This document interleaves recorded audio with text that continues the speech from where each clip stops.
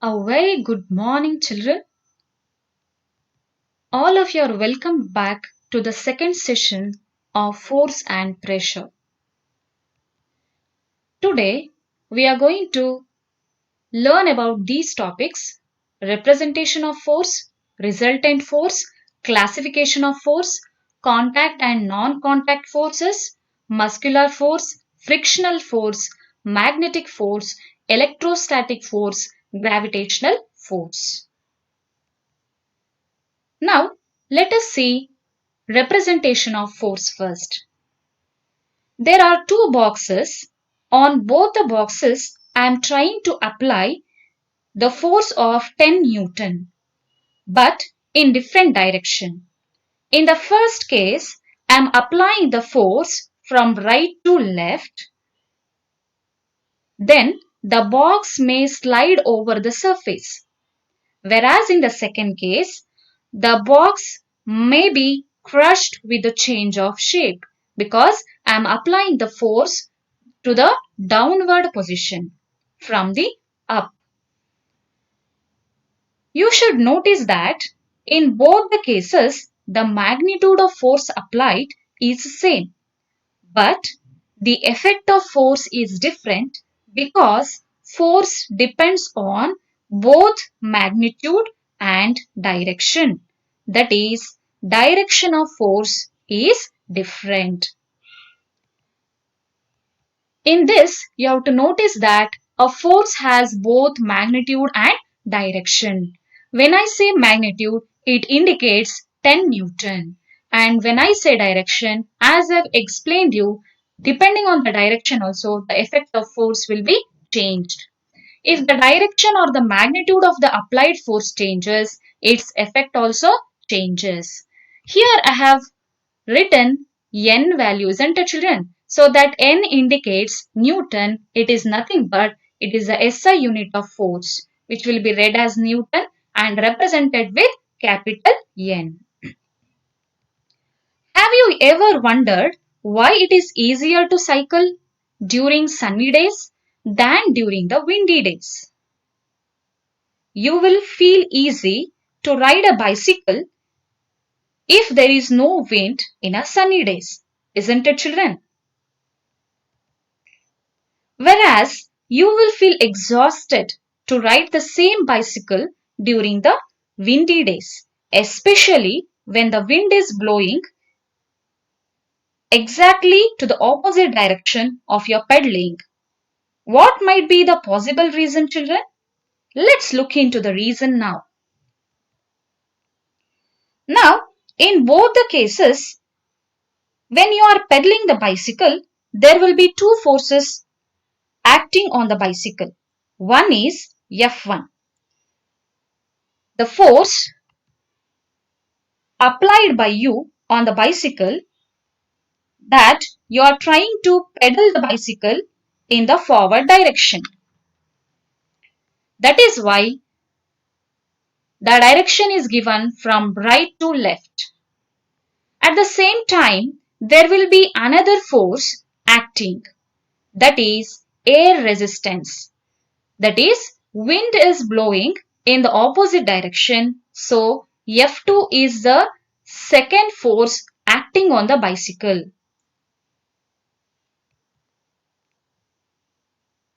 So F2 is the second force acting on the bicycle. What is the speciality of these two forces, children? As you can see, these two forces are acting on the opposite direction. These forces are trying to oppose each other, and obviously the one who is stronger will win, isn't it? So let us see. In the first case, the one who is stronger is you, isn't it?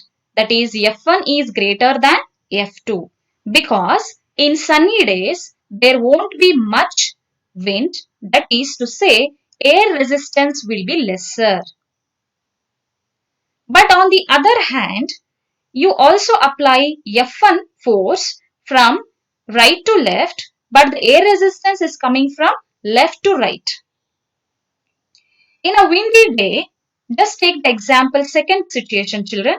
In a windy day, the force applied by air, that is the air resistance, will be bigger in comparison to the one in the sunny day.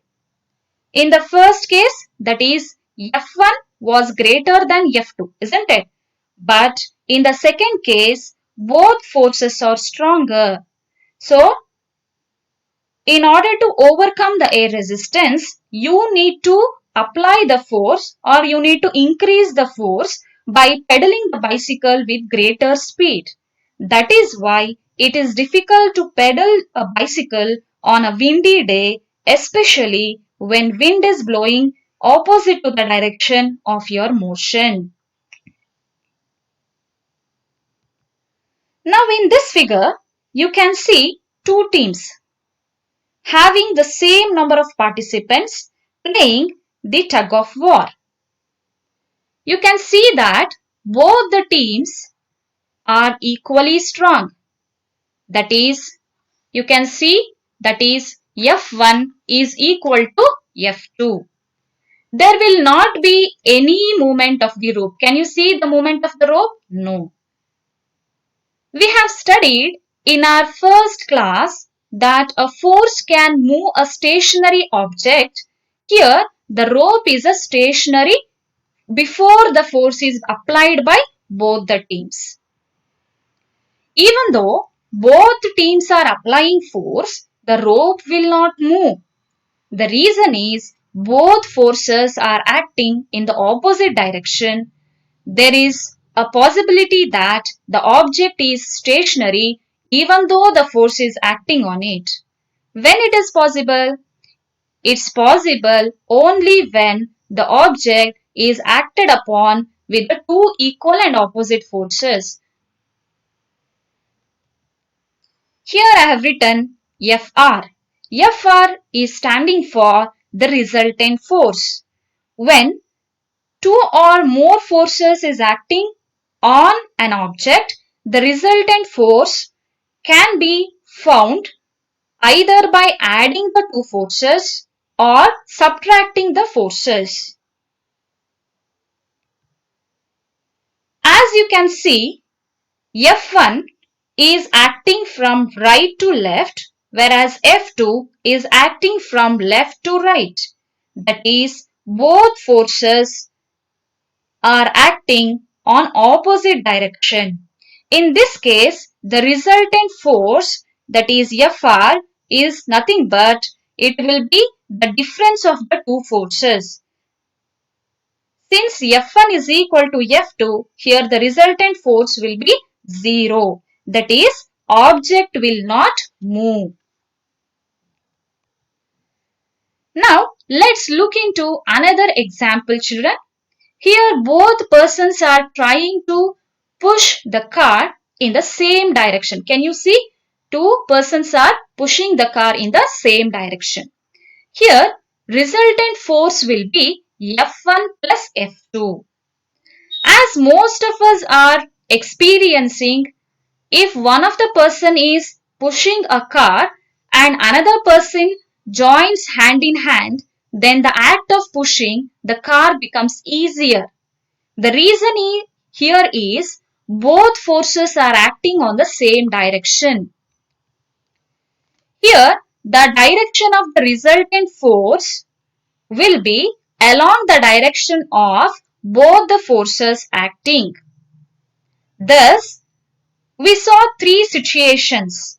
One is when two forces are acting in the opposite direction, the resultant will be the difference between the two forces. In the second case, we saw when both the forces are acting is equal, then the resultant force will be 0 when the force acting is equal and in opposite direction. In the third case, we are seeing that two forces are acting in the same direction, then the resultant force will be the sum of the two forces. Now, let's look into the resultant force, children. What exactly the resultant force will be? We will look into each cases one by one. When two forces are applied on the same body and at the same point, and in the same direction, the resultant force is equal to the sum of the forces. As we saw in the third case, where two persons are pushing a car, therefore the resultant force will be the sum of the two forces. The direction of the resultant force will also be in the same direction as the application of the force. In the second condition, we saw when two forces are applied on the same body and at the same point but in the opposite direction, the resultant force will be equal to the difference of the forces. The direction of the resultant force will be the direction in which the larger force acts, as we saw in the first example. Now, let us see the third condition. The net force of an object is zero. As we saw in the tug of war, if two equal forces acting on it in the same direction, then what will be the net resultant force? It will be zero. Now, let us look into the types of forces, children. So, we have two types of forces. One is the contact force. The other one is the non-contact force. In contact force, we have got two types, that is muscular force and frictional force. Whereas in non-contact force, we have got three types of non-contact forces. They are magnetic, electrostatic and gravitational. In the first session, we discussed two necessary conditions, children, for the force to be applied. That is, there must be two objects and there must be an interaction between two objects. The interaction can be in two ways. Both objects can come in contact with each other and have an interaction. Secondly, there need to be a direct contact. Okay. So, secondly, there need not be any direct contact. That is, for example, magnets, then magnetic materials attracting the things which are kept near to it. Those forces which does not require any direct contact are called as the non-contact forces. Now, let's look into some examples, children. So, first, I have taken the picture of a farmer and a bullock. Here, the farmer is having contact with bullock not directly but through a connector. That is, contact force can be a direct contact or it can be through a connector. So, this example will belong to the category of contact force. Now, let's look into the next example. An apple is falling down from the tree. This is a famous incident, as most of you may know, because it leads to the invention of gravitational force. Apple is falling from the tree. It's not because the earth is touching the apple and it is having any contact with that apple. It's because of Earth's gravitational force. Here, there is no contact between the apple and the earth. So, therefore, it is a non-contact force. Let's see the third example. A boy riding a bicycle. So, how can he ride the bicycle? Obviously, with a direct contact. So, it is an example for contact force. Now, let's have a girl holding two buckets of water. For this, she needs to touch the buckets, isn't it? So, therefore, it will be an example for contact force. Now, let's see the next example, children. You all might have done this experiment. Can you remember it? If you have not done it, then try it today itself, children. So, for this experiment, you need two things. One is a plastic comb, the other one is piece of paper. Comb your hair with a plastic comb several times and bring the comb near the piece of paper. You should not touch that with the plastic comb. Just bring it near to the bunch of paper pieces. You can observe that the comb attracts the piece of paper. As you can see in the picture. Here, there is no contact of the plastic comb with that of the paper pieces. But still, the paper pieces are being attracted by the plastic comb. So, it will be an example for the non-contact force. Let us see the another example, children. That is, a magnet is attracting the steel balls or the iron balls. Definitely, the direct contact is not needed for this. Therefore, this is also an example for non-contact force.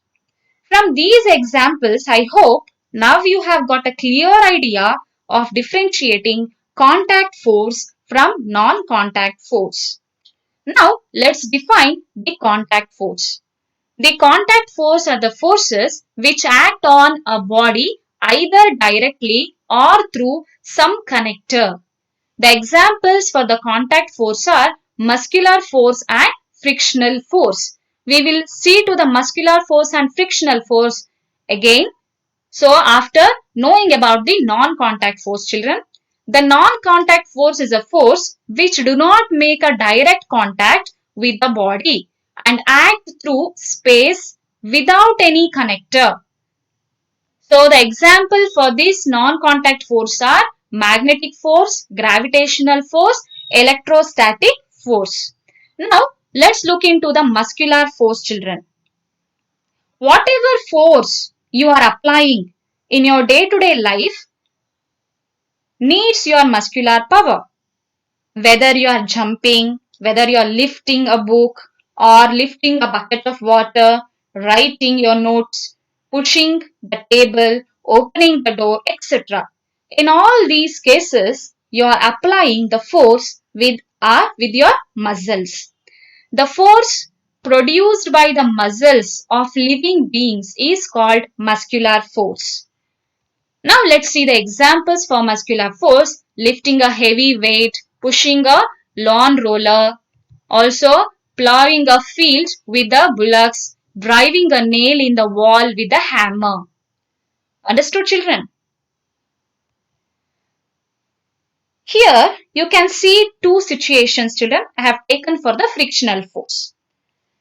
In situation A boy is trying to slide down on an icy surface, whereas in the situation B, the same boy, is trying to come down on a grassy surface.